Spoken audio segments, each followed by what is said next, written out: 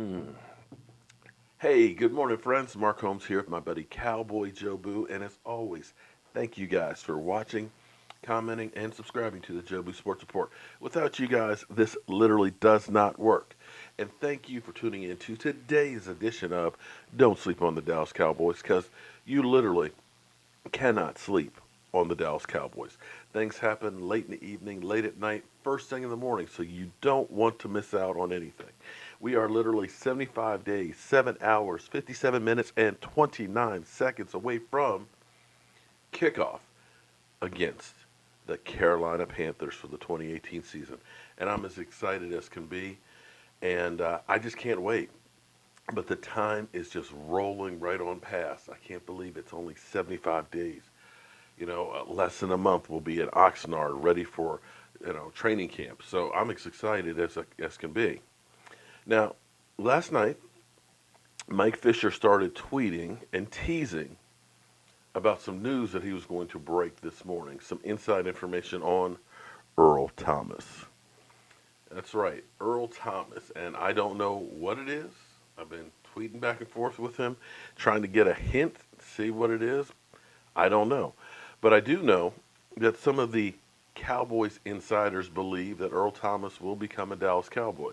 I mean, there's been no movement in Seattle. There's no contract talks that are scheduled. He's not coming in without a new contract. They're not offering one. And it is just quiet there in Seattle. So we don't know what's going on in there. But something interesting happened yesterday with Mike Fisher. Thank you everybody who joined in to our live stream.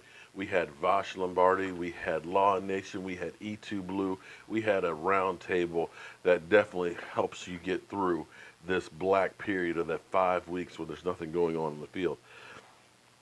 But Vosh sent me an instant message with a caption from Mike Fisher, where Mike Fisher basically said, there's a difference between diners and chefs. There's a difference between criminals knowing the law versus a lawyer. And there's a difference between bloggers and scouts. And I was like, damn, I know I'm better than a diner. I mean, you guys have seen my chicken wings, haven't you? I can do some mean cooking. I know I'm not a certified chef. I can't quite, Mel from Alice or anything.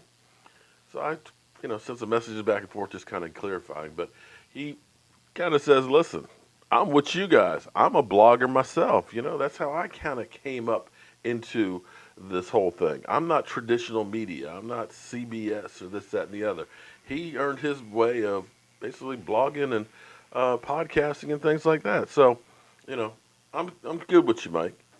I'm good with you. And I'm looking forward to hearing what you have to say about Earl Thomas today. Now,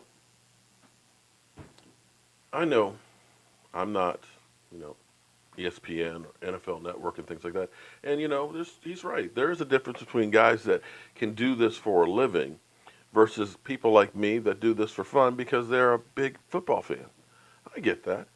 But, sometimes the guys that are the experts out there, they don't necessarily get it right either. In fact, Tom Brady was what, a 6th-round draft pick? Everybody missed on that one, right? And I talked about how I was on the Dak Prescott bandwagon. And Golden Heart City or something like that ended up leaving me a message saying, you were late to the party. Shango did a video draft day about Dak Prescott. Draft day? About Dak. Wow. Now Shango's great. In fact, I miss Shango because Shango doesn't do much once the season ends. You'll see him pop up from time to time until the season starts again. Hopefully I'll meet up with him at training camp. But Shango does great work. So this isn't against Shango or anything. But I'll tell you what. Let's just play this clip.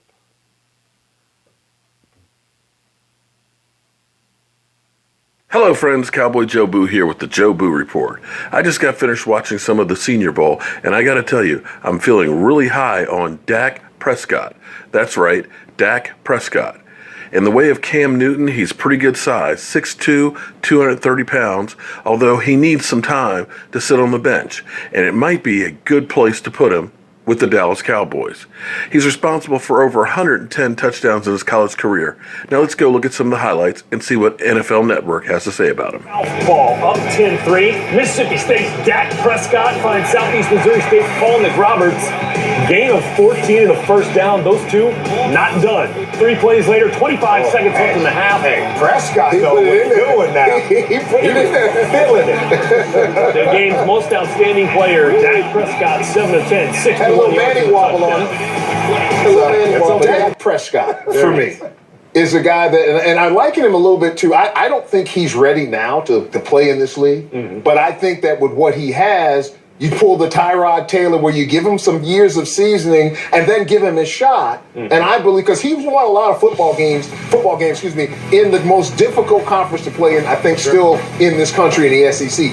And so I think that a little more seasoning with Dak Prescott and a couple of years, this could be, a guy that makes that play style. Providing that he can make plays in the pocket. And everything we saw from him at Mississippi State, he can do that. I think this league is really going towards a defense, or a team, I should say, or league, where the defenses are athletic. They can get after the quarterback. So you need quarterbacks who can move, who can extend and buy time. Yeah, you got to be able to make plays from the pocket, but you better have some athleticism to your game. And that's where Dak Prescott, I think, really fits in. He's got to prove he can make plays from the pocket at the NFL level, but that athleticism will bode well, provided he can do the other thing. This is what I saw, because I was like, after that Senior Bowl, let me check out some highlights of this guy.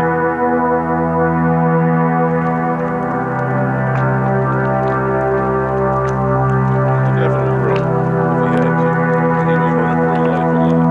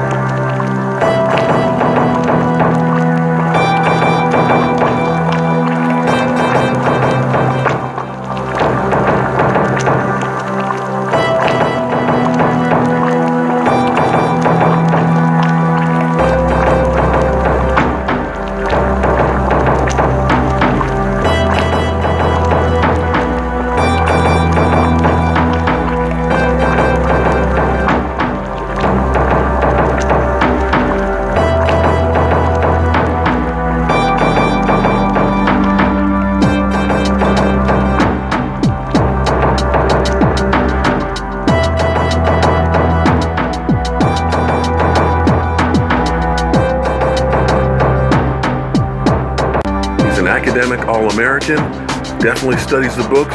You probably won't hear about him in too many police reports, but I think the Dallas Cowboys may be able to trade back, pick up an extra pick or two, and end up picking this guy. Let him sit behind Tony Romo for a few years and maybe become a great quarterback. That's what I'd like to see, friends. Forget about Johnny Walker Menzel. Forget about RG Me. I say, let's go with Dak.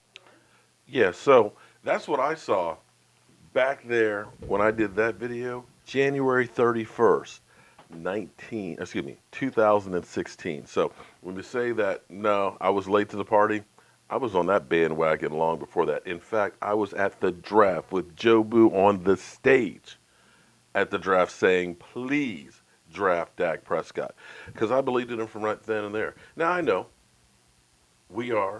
I'm Mel from Mel's Diner.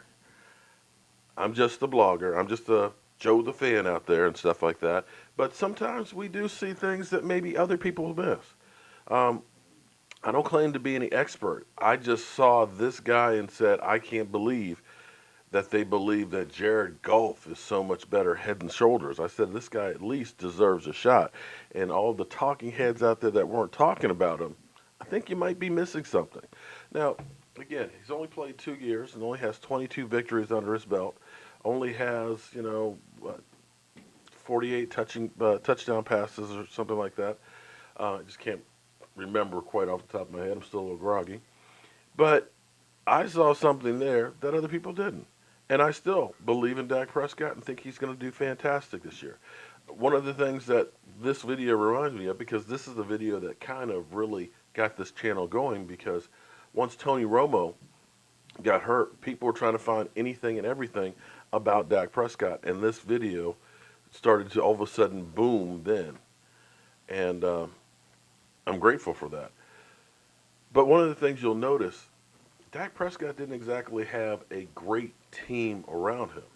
He didn't have great number one wide receivers and things. In fact, the only person on that offense besides him that got drafted was his tight end. So we'll see what happens this year. I think that he's going to be better suited moving the ball around to multiple people instead of focusing in on one guy. I'm high on him. I'm high on the team, and I think it's going to be a great year. But with that being said, I got to go to my day job. But when Mike Fisher finally tweets and lets us know what the heck is going on with Earl Thomas, I'll be sure to bring it to you guys. I'm Mark Holmes. This is Cowboy Joe Boo, and make sure you have a great day.